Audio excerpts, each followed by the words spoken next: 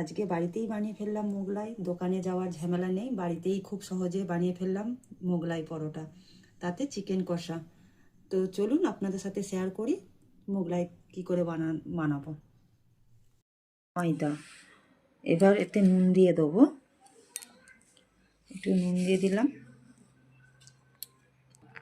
দেব সাদা তেল, দিয়ে এটা ভালো করে মিক্সড করে নেবো। এরকম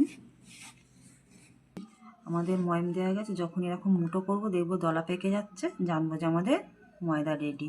এবার এতে অল্প অল্প জল দিয়ে একটা ডো তৈরি করে নেব।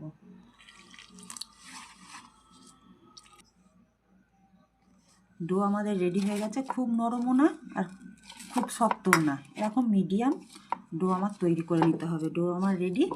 তা এরকম দোকানের মতন মোগলাই পরোটা খেতে গেলে বা ভালো স্বাদ পেতে গেলে এটা আধ ঘন্টা রেস্টে রাখতে হবে। ডোটা আধ ঘন্টা রেস্টে রেখে দিলাম। চলুন এবার পুরটা করে নিই। পুরটার জন্য এখানে 2টো ডিম নিয়ে নিয়েছি।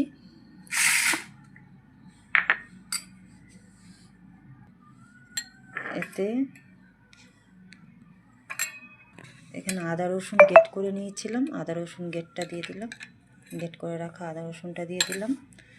এখানে পেঁয়াজ কুচি দিয়ে দিলাম, এখানে লঙ্কা কুচি দিয়ে দিলাম।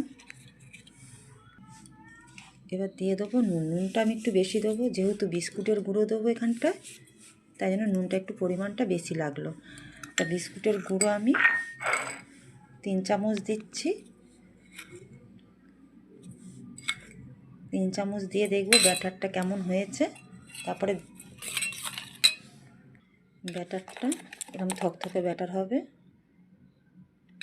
এতে এবার একটু দিয়ে দেবো গরম মশলা গুঁড়ো।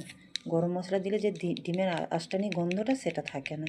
একটু গরম মশলা গুঁড়ো দিয়ে দিলাম, দিয়ে ভালো করে ফেটিয়ে নেব।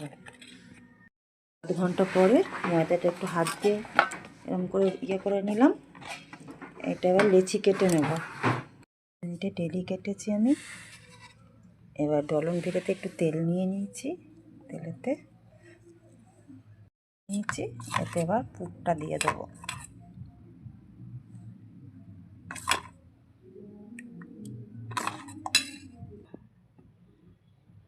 মুড়ে নিয়েছি,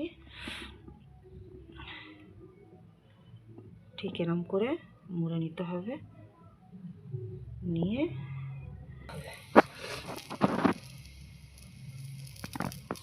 দিয়ে দিলাম। আঁচটা আমি একদম কমে রাখবো।